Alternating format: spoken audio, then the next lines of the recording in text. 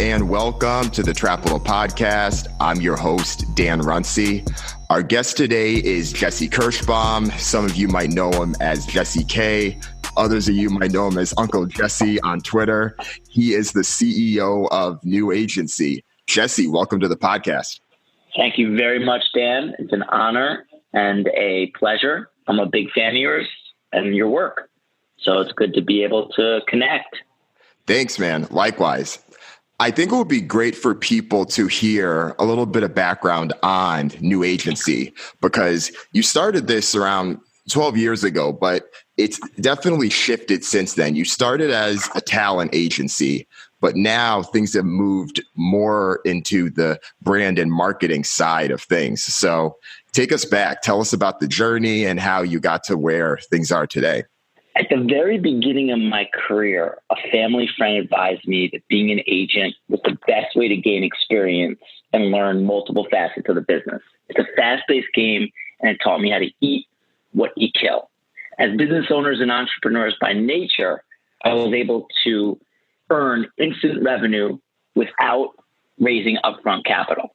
And that's what being a talent agent was all about. You get to meet all these different people on the live side of the ecosystem and discover how to build and break artists by touching their fans. So I was 22 and I was at a boutique agency and I signed Clips.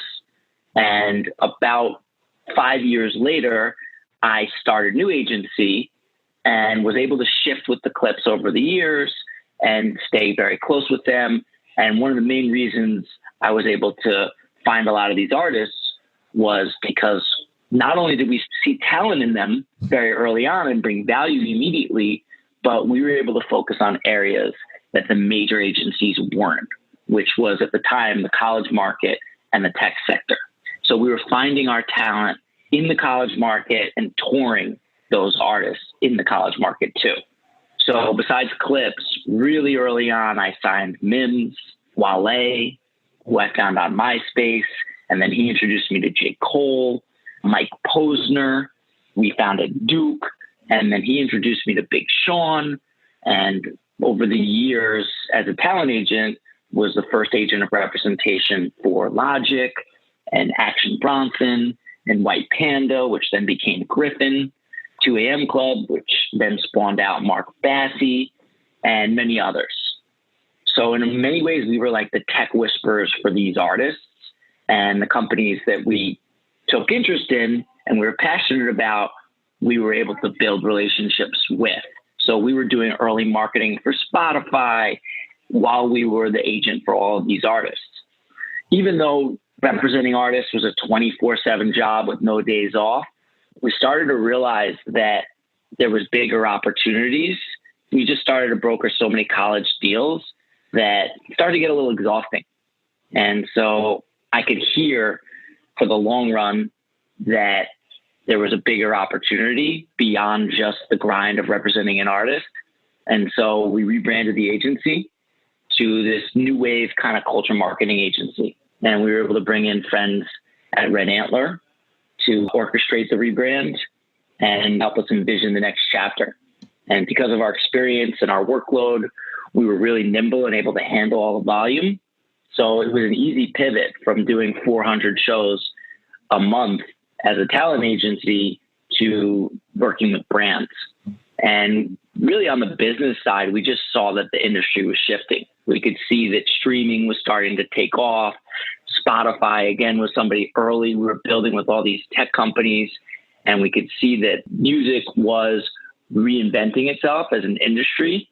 And being this kind of new wave culture marketing firm gave us a much bigger runway to really stand in front of our work versus just working with artists and representing artists. So we just saw a much bigger ceiling. And in about 2014, we shifted the business model and haven't looked back. Yeah, hearing those names, Clips, Mike Posner, Wale, it brings me back to the blog era. And there was just so much white space because I don't think the standard industry knew how best to support and how best to connect with those types of artists. So you finding that opportunity made a ton of sense.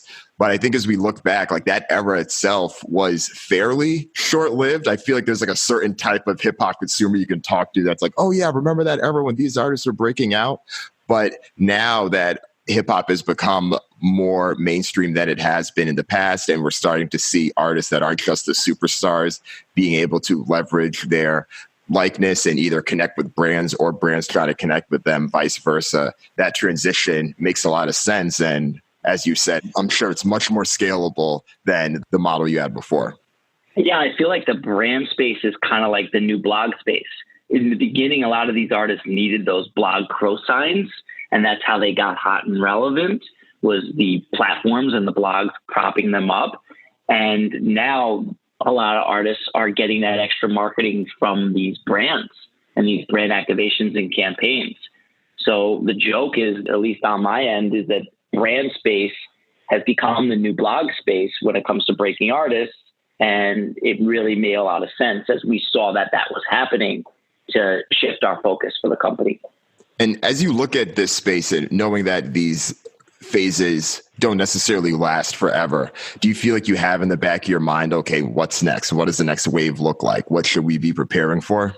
Yeah, I definitely think that there's just still early innings when it comes to the brand space. I feel like there's a big opportunity in trying to figure out how to take some of this money from the sports world and bring it into music, because we know music is so much more relevant than sports in a lot of different ways, but yet there's 60 billion spent a year from brand dollars in sports, and there's only 1.5 when it comes to music. So there's a lot more room for the music and brand space to grow. I just feel like it's about education at this point and helping a lot of these startup brands, these D2C brands, these emerging brands figure out why and how they need to play in music too.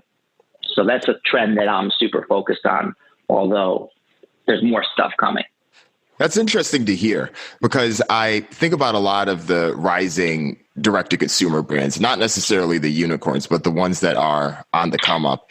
And I feel that several of them may leverage artists as influencers if they're trying to do an initial campaign. I'm thinking back to Away, for example. I'd reached out to a bunch of influencers, and I know influencers aren't artists, but just how they've thought about the strategy. But I don't see much more beyond that, but I'm sure you're thinking that there's a lot more, because there's all this space between what you may see like with Drake and the Toronto Raptors or what they're doing versus what a direct-to-consumer brand could accomplish, even in the early stages. Absolutely. And I feel like it's bigger than just influencers. Influencers, to me, and that whole influencer economy feels like it's wavering a little bit. It just feels like it's pay for play, and it's a little overexposed, and the authenticity of a lot of it goes away. Whereas musicians are creators. I don't look at them as necessarily just influencers. I look at them as artists that are making content and making art, and connecting with them and their journey and supporting them and vice versa is way more meaningful than like a kid with cute eyebrows that is on fleek, that's able to galvanize a quick hit in terms of impressions. So I look at musicians and artists as way more meaningful than the traditional influencer model, and need to be approached in that lens. And it's interesting when you talk about Drake and the Raptors. I mean, Drake by himself on tour with just a microphone essentially could sell out basketball arenas all over the world. I mean, his tour with the Migos grossed $79 million and sold 68,000 tickets over 43 days. That's more than many of the NBA teams. But yet the brand money that's in the NBA versus music, or even Drake versus these teams, is just not even comparable. It's interesting because I know that Instagram followers aren't necessarily a clear benchmark of success or a clear benchmark of popularity. I forget who has more, but if I had to compare who has more followers, Drake or LeBron, I would assume it's pretty close. And I would think that people would be trying to reach out to them from an equivalent perspective in that type of way. But I still think that even to this stage that LeBron James gets many more hits.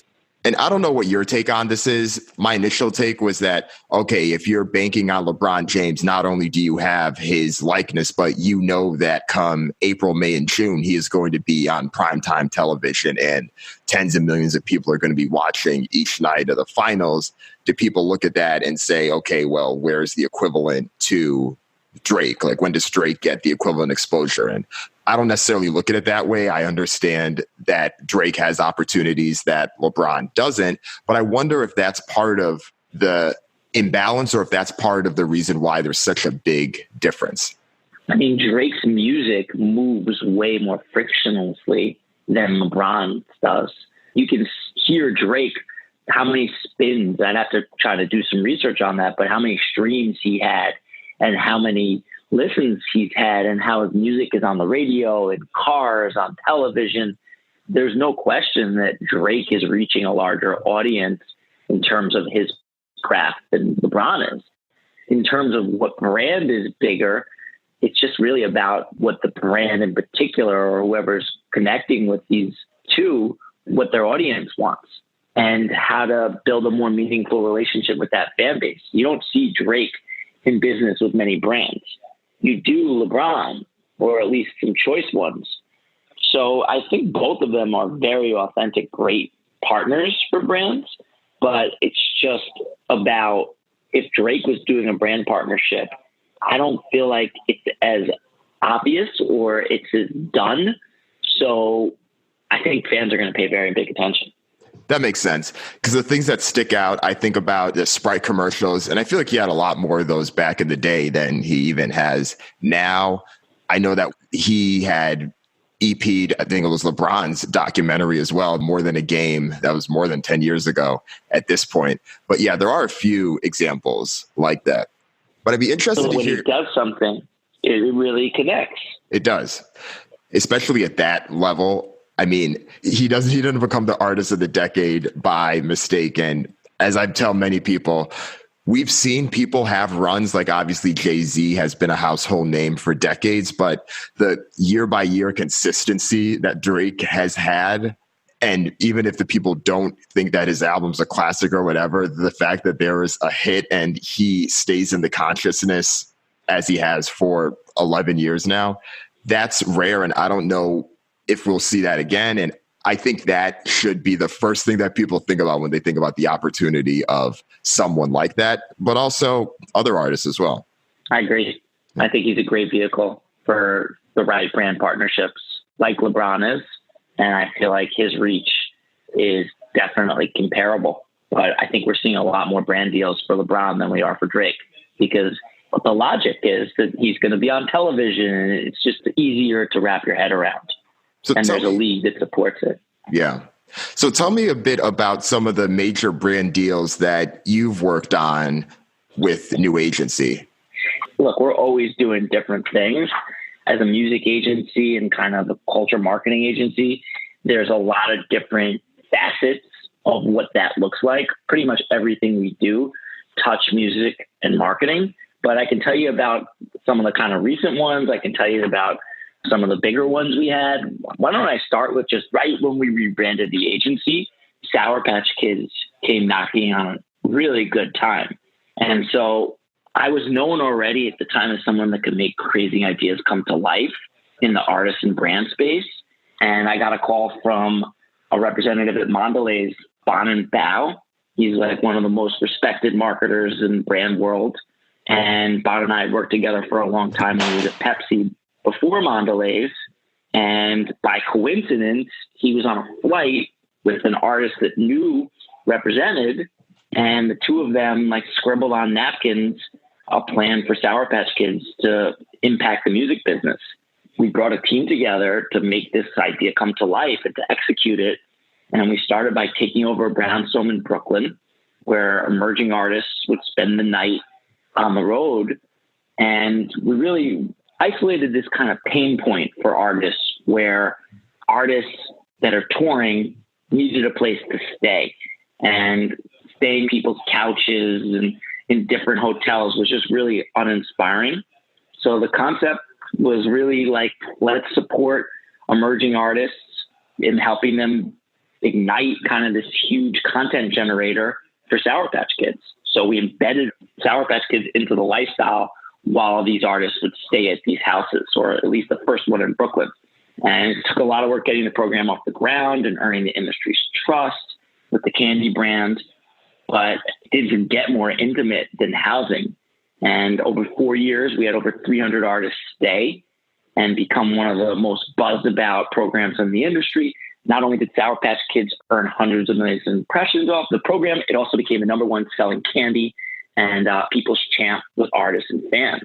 And the program just became this staple as one of the most innovative music campaigns, especially for emerging artists and working with a brand.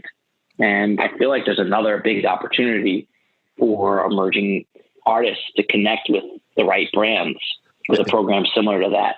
That's awesome to hear.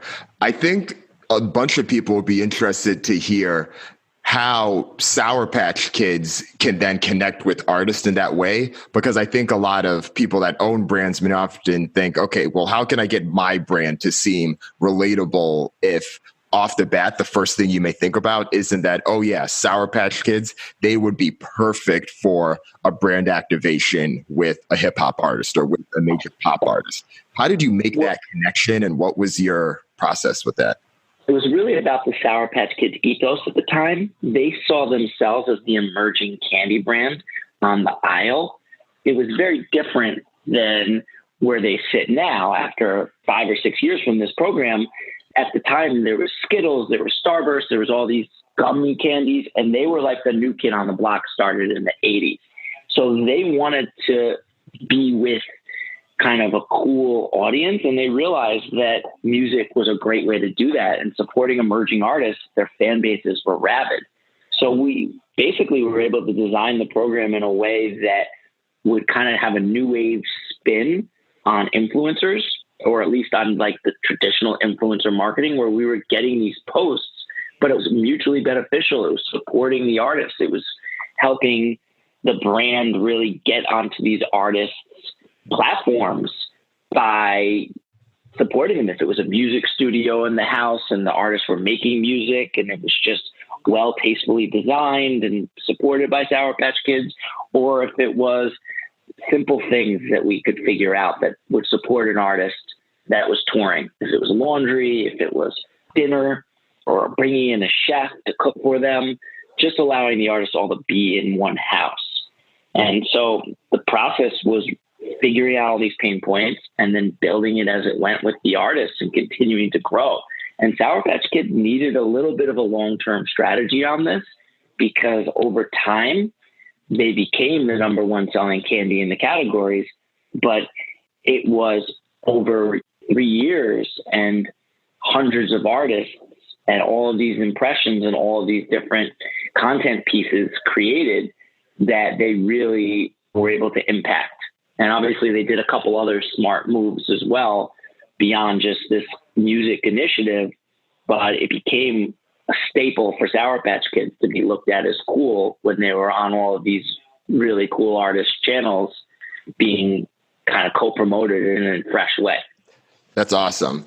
In terms of timing, just to clarify, most of this happened before social media truly took off with Twitter and Instagram and the way brands are using that today, right? It was happening. Okay. Right? Instagram was happening and Twitter was happening. So absolutely, they were on the rise and they were platforms that were getting bigger, but influencer marketing wasn't as kind of overexposed at the time. It was earlier than what traditional influencer marketing now looks like. Right. So now we're in this phase where every brand is trying to sound hip and is trying to dunk on each other on Twitter or say something interesting. How has the evolution of that changed how you would go about this type of partnership or this type of activation? And what are some examples, if you have any, that you could share? Yeah, I feel like it's more about lifestyle. And at this point, you see it even with like another one of the partnerships we put together last year was with Bel Air and Sovereign Brands and Ray Shrimmer. Bel Air has had a lot of success with Rick Ross, obviously, and DJ Khaled. I was quietly becoming the third largest champagne brand in America behind Moet and Vouv. And this was maybe 2 years ago. Obviously, Ace of Spades is also in that running. But Belaire was looking to find something that was going to keep them young and keep them premium, but keep them attainable. And so they really understood that marketing with hip hop, especially in the kind of lifestyle and content space, requires you to create way more content, way more than just like a simple post. So I feel like with Ray Schrimmer and Belaire, we were able to find the right act for them. And they were able to just basically support Slim Jimmy and Sway all year long and just kind of roll with them from everything from their birthday parties to their swaycations and really just be fully immersed in the lifestyle. And I feel like that was a way that without a house, a brand was able to really build a long-term partnership with an artist throughout the year and just be everywhere with that artist as a lifestyle accessory. No, that makes sense. Do you see any examples of brands that are trying to build out the lifestyle, trying to up their own content game, but you could tell that they're trying to do it, but they're just not doing the best job? I feel like I see this all the time on social media, but I'm sure that that must be an even bigger frustration for you because you're in this space. Yeah, I mean, I think when you're slapping a logo on an artist, or if you're not, it feels really interchangeable or pay for play or like a one-off, one and done type thing, it just kind of goes quick and disappears. And so you don't feel any real traction beyond just the press hit or that initial post. What I really liked about what the Sour Patch Kids program was, and similar to what like the Ray and Belaire deal, is that it's a consistency of flow versus just a post something and keep it moving. So I don't think that works as effectively. I think you need to be able to have more of a story and look at it more as a partnership that matters. Right. No, the story piece I think is key, and it makes me think a lot about some of the stuff I've written, many of the things that you've covered as well in your own interviews I've seen where you've been talking to people. I think the consistency is truer, and I think people really do buy into that authenticity more than they have before. I'm interested to hear about some of the brands that you've connected with that are probably less of a stretch, but they still need, I'm sure, a good amount of work. I know you've worked with Tidal and you've worked with Elliot Wilson's Crown series. Can you tell us a little bit about that? Crown started with Elliot and I. We were, knew each other a little bit, but I was in Martha's Vineyard producing a festival or helping launch a festival with Neon Gold. And Elliot was out there and he was with his wife, and I ran into them in a diner and started chatting with them. He followed up with trying to figure out ways to work together. And we landed on this idea that we were going to do a interview with Kendrick Lamar at South by. And Elliot is just this credible journalist that has been around, understands really the ins and outs of what traditional journalism is, but he was reinventing himself at the time with Rap Radar, and he was kind of becoming this digital facing kind of new wave journalist, essentially. And so after the interview we did with Kendrick, it went really well. We started to figure out we could do this more. And so we launched the brand together in New York with Tyler, the Creator. We were able to get Mountain Dew to come in and sponsor it. And so we shot it, and we could barely get a venue at the time because it was so obscure to see live interviews. This was really before the live podcast revolution. And so we became this like late night. It was culty, like 3 a.m. We started at midnight. We did our first Crown, and that was about 5 years ago with Tyler. And it just was so well received. And so we started to get calls from other artists to do this. And we have now done about 40 of them. and the artists really love it. It's become like a staple in their release plans or talking to them when they're kind of hot and relevant. And Elliot is amazing. He goes to college on these artists and really learns the ins and outs. And also he's got a lot of context. He knows them so well. And it's become this kind of long form interview, therapy on stage, opportunity for an artist to really tell their story, similar to like Inside the Actor's Studio, but with like a new school twist. You see artists, they'll do Jimmy Fallon, they'll 3 minutes, or they'll do like the press run. But this is kind of an opportunity to be in front of your trusted fans in a live experience where the content reaches millions of people after. And Tidal has been a great partner. They've got their focuses, and Elliot's obviously the chief content officer over there. And so they saw it and believed in it and have been supporting it for the past year or so. So it's a platform that we really enjoy doing with Tidal. And I just am a big fan of Tidals.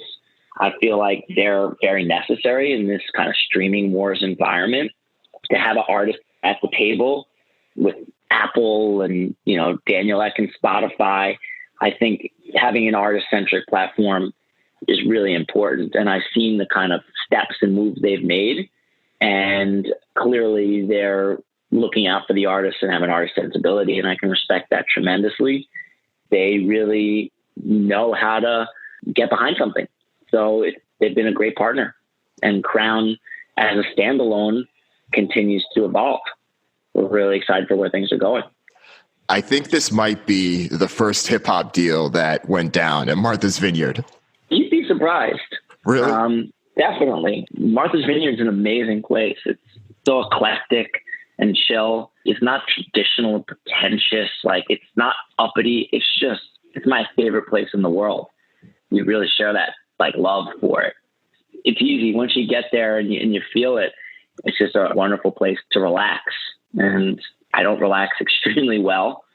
So while I'm relaxing, I definitely am always trying to think about business as well. And it's a great time to have a free-flowing conversation. And that's basically where things spawned.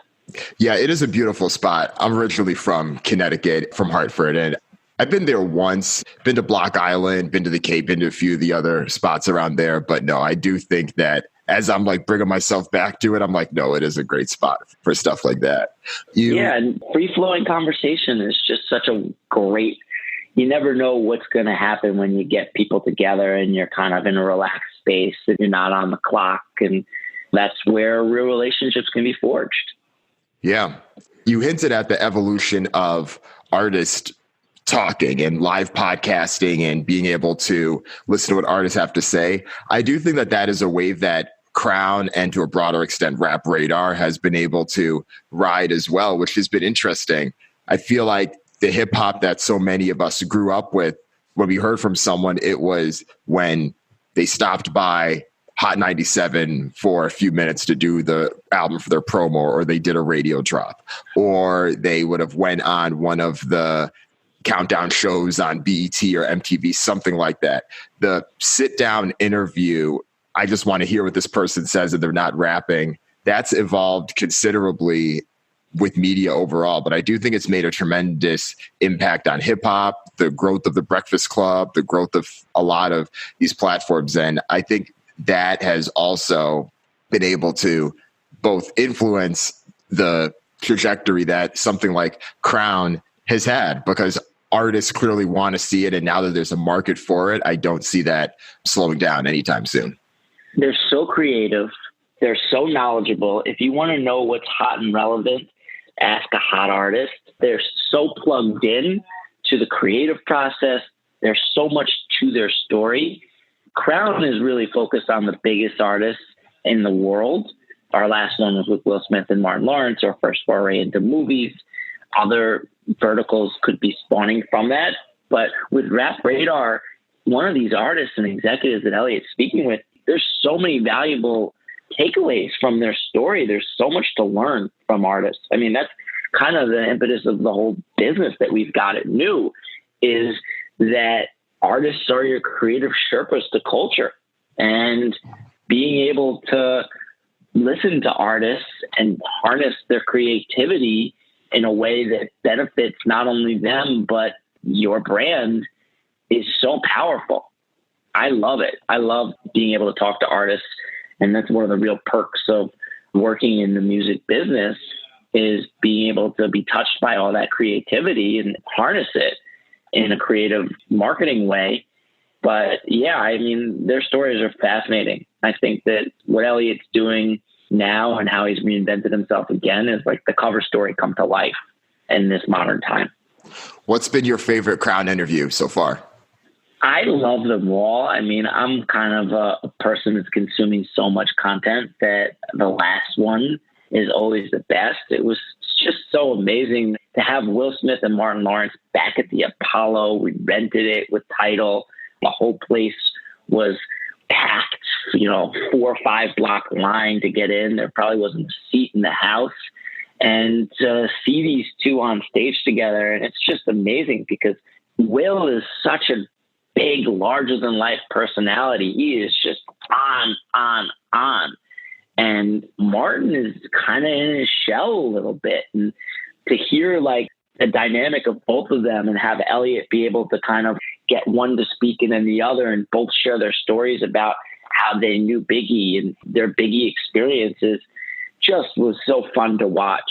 But I loved them all, from Drake really kind of breaking down his story and early on in the Crown days, to J-Lo calling us up this summer and saying that she wanted to do a Crown and she was in the process of kind of her amazing year, and she wanted to cement it with the right audience and really be able to tell her story long form. So I don't have a favorite. I think that there's so many great ones. It's an amazing catalog. I mean, we just got a call about a Mac Miller Crown that we did, and that content being re-edited. It's amazing. And a lot of it is either down or behind the paywall or in the vault. We're sitting on almost 40 interviews of heat that some of them we edited down, but these are all 90 minutes or so of just really intimate stories with a lot of gems in them. Yeah, I still need to check out the Will and Martin one. I still need to see Bad Boys for Life in general, but that one I've been saving. I think the one that sticks out to me the most was the Meek one, because I think the timing of it was just capturing Meek's redemption and him being free and everything leading up to that album. That's the second Meek one. Yeah. And oh my goodness, was he so on fire. He was so focused. Clearly, you could just feel that he was so in tune with his power. It was great. I loved that interview. And we had billboards in Times Square for that. The stories he was telling and the way he was telling them about just being in jail and wanting to get out, and just all the way he was thinking about the world, you could just see that all the work that he's done since then has makes so much sense, because he was really in tune. And the first Meek, believe it or not, was the day his album came out. Nicki Minaj dropped him off at Gramercy Theater. He hopped out the car. He was on top of the world. He had the #1 album in the country. It was release day. And after that Crown, I believe, is when he tweeted at Drake. Drake. I knew that's what you were doing.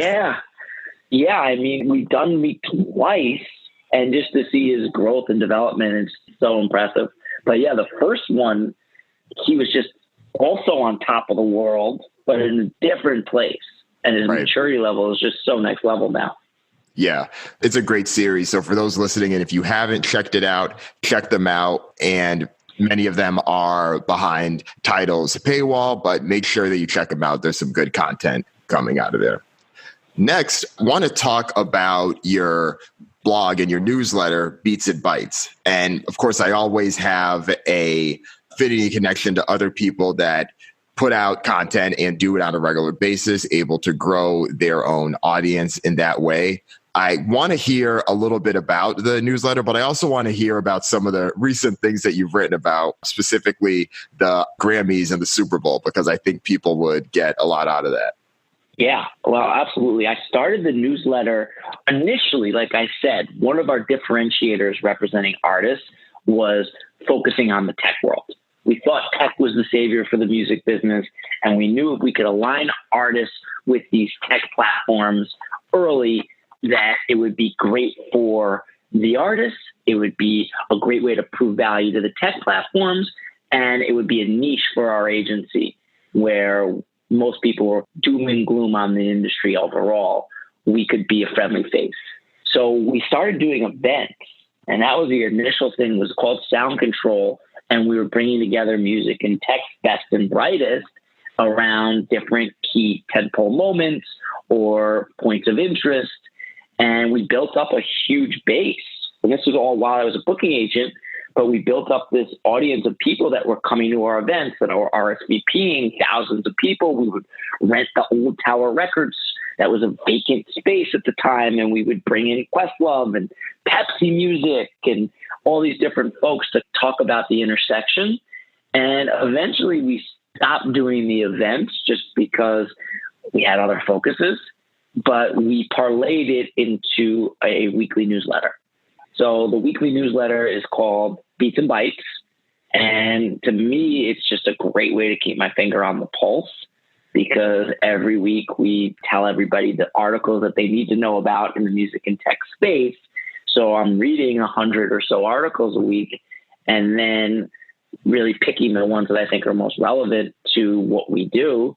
And then at the top of it all, obviously, we're promoting the stuff that we're doing in there too. So it gives you a good pulse of what Nue Agency is up to on a week-to-week basis. I add a POV. And that is a way for me to give my take, or at least our company's take, on what's happening on current news events. So in the past couple of weeks, the Grammys and the Super Bowl have been big, big business. And so we kind of put our spin on each of them. You know, from the Super Bowl, all the different commercials, to the big, almost laughable Latinx awareness. Obviously, we've been working in Latinx, understand the audience, been doing deals for years with Latinx's biggest artists. But to see that J-Lo and Shakira and Bad Bunny and J Balvin have turned so many heads and really killed it with this year's Super Bowl, it was a great piece of content and a great conversation piece. So basically, that's what we do. We cover what's happening. We give a kind of rundown of all the different deals that we see. And that's what we did with Super Bowl, from YB Corday and Coca-Cola's energy drink to Chance the Rapper starring in the new Quibi commercial, to even how Chipotle and Justin Bieber did their version of a Super Bowl commercial, not on the Super Bowl. They did it all on Instagram and with TikTok influencers and during commercials, and it was super targeted and generated huge impressions. It was good to be able to see it all and then boil it all down. And similar with the Grammys, we kind of talked about how out of tune they are in many ways, and the merits of what's happening in other award shows that are popping up because the Grammys are missing the mark, because it feels so all over the place, because it's like not merit based necessarily. It's up to the Recording Academy who wins the awards, and who even is the Recording Academy right now. Like Spotify's launching their own award show that's all digital based, and it's all based on streams, and it's completely based on numbers. Now, I like the element of taste and numbers, but I do like the accountability. I think it's interesting as a format to see what this looks like, an award show strictly based on streams, or at least in a way more transparent way, and celebrating people for actually doing numbers versus whoever the Academy decides is the best record, the best producer, and we know which way that sways. I saw what you had wrote about Billie Eilish winning all 4 of the major awards. And of course, she had a big year, but I think a lot of people were pretty surprised that she got all 4 of those awards. And this is the first time this has happened in almost 40 years. What was your take on that? Because I know that you had shared a bit of skepticism about whether or not that was deserved. I feel like it was embarrassing even for her.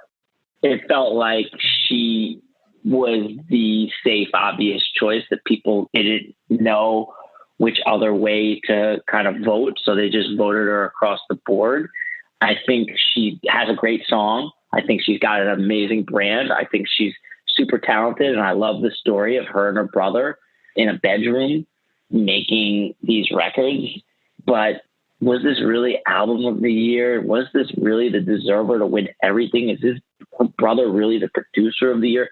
I mean, I joked that it felt a little bit like how Macklemore looked winning rap album of the year over Kendrick that year. It was like a straight apology. It was just clearly not the truth. It wasn't the album of the year. She didn't deserve everything. There was a lot of great artists and contestants here. And so I feel like she got it because of whatever reason. And I don't even think she thought she deserved it on that level. Yeah, because when she went up there, when she went up there for the award for Album of the Year, she said that she thought Ariana Grande deserved the award for, I forget the name of the album. Is it Sweetener? I think that's the name of the album. And I look at the song of the year. I remember talking to a few people about this. Like, Bad Guy was huge and it was a big record, but I didn't think that I heard it any more than Lizzo Truth Hurts, or obviously Old Town Road being the biggest song of all time, according to the Billboard charts. And not that it necessarily needs to be purely metrics, because I think, to your point, the taste and metrics mean a little bit more. And I think that regardless of where people stand on Lizzo, I know that she can be a polarizing figure for many. I don't see any way how Truth Hurts wasn't a more reflective song of this past year, Bad Guy. So I think those two awards specifically stuck out to me. Best New Artist, I think, is always a bit of a mess because who knows how someone even gets considered. So I do tend to ignore that one to some extent. But those are my takeaways when I saw her get those two awards specifically. Yeah. Isn't interesting. Even behind the scenes, there was so much chaos with the new CEO being ousted a week before, and the year before, the current CEO, Neil Portnoy, had said for women to step up. And then a woman was appointed CEO, and Dugan was appointed CEO, and she was like making these changes, and then she ended up getting thrown out, and it's just seen and making huge allegations about the Grammys being rigged. It just seems like it's all over the place and just not so representative of what's happening in music. There's this independent movement going on. It just feels like it doesn't really show the depth and breadth of all these amazing things that are happening in the space.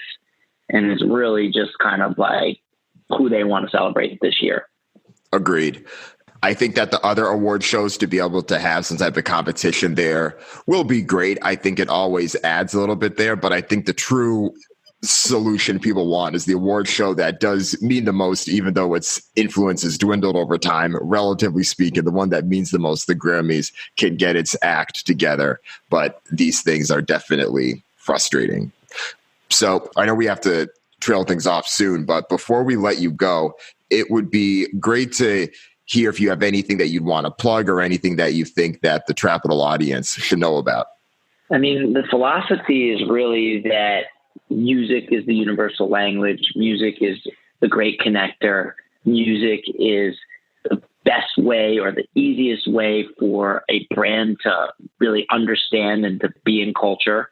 And so our hope is that we can help more and more artists and brands connect, and help more and more brands understand what a music strategy should look like in 2020 and why it's necessary, and helping to broker more and more of these deals. We've got some great clients that we've done some innovative projects with, and there's a lot of learnings and a lot of case studies and a lot of important takeaways, but it's such a dynamic, fun industry, and there's so much opportunity. Clearly, even when we're talking about like what's happening in sports versus what's happening in music, for more brands to get involved. And so we want to encourage more artists to look for these type of deals, and we want to encourage more brands to do it and do it in the right way, strategically and long term. Makes sense, because I think we're just going to see more and more of this coming down the road as hip hop and music in general continues to show its influence. And like how we had started this podcast, the difference between where artists are looked at versus where athletes are looked at, that gap, there's a lot of opportunity. So the more that that's closed and the more action that that gives you and others in this space, the better. Jesse K, it's been a pleasure. Thanks for coming on. If you enjoyed this podcast, please tell at least one friend about this podcast. Word of mouth is still the best way to grow. So go to Apple Podcast, go to iTunes, leave a review, rate the podcast. I will screenshot and share the podcast ratings on Twitter and Instagram. That can encourage more people to share the podcast. And if this podcast is your first introduction to Trapital, then make sure you check out the rest of the content. Go to trapital.co. That's trapital.co. Sign up for the weekly newsletter, get all the content there. And also shoot me a text. That's also a great way to stay in touch with Trapital content. You can text me, Dan Runcie, at 415-234-3074. Thanks again. See you next week.